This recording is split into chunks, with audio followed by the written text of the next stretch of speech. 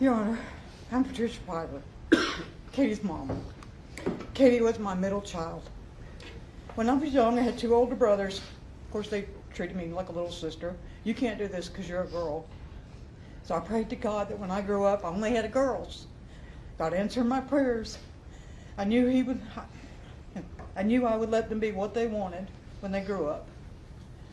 God gave me three daughters. Brandy, Katie, and Taylor were the three parts that made my heart whole.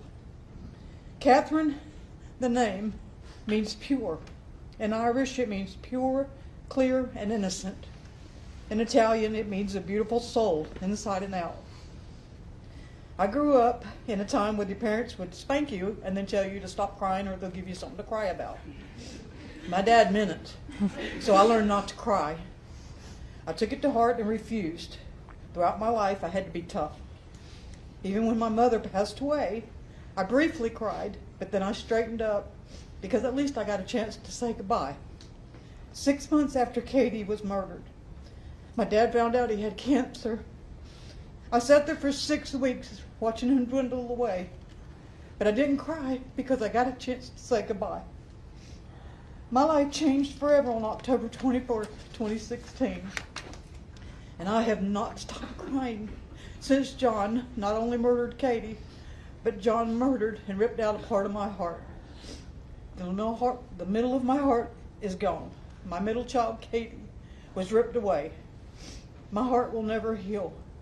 Instead of bleeding blood, my heart will forever bleed tears. I will always cry for Katie. John murdered my future.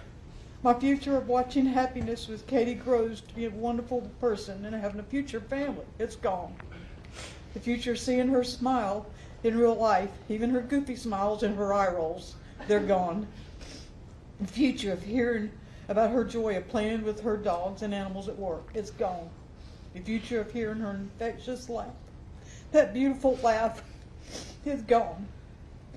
The future getting hugs and kisses and hearing I love you is gone. I always told people when things got bad to always have faith. Since October 24, 2016, I'm sorry to say that I've lost faith. And for the next 6 years, it slipped away further and further. A tiny bit of faith twinkled the day that I got the call that John was caught and in custody. Please help me get my faith back. Allie said John put trash in that box. John put Katie in that box. Katie was not trash. Katie was a gift from God. John gave me a life sentence without Katie. He gave Brandy and Taylor a life sentence without her sister.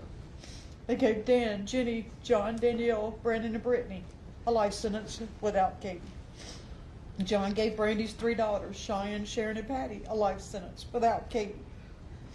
He gave Katie's friends, some she had known since kindergarten, and those that are still supporting her today, 8 years later, a life sentence. John deserves the same life sentence.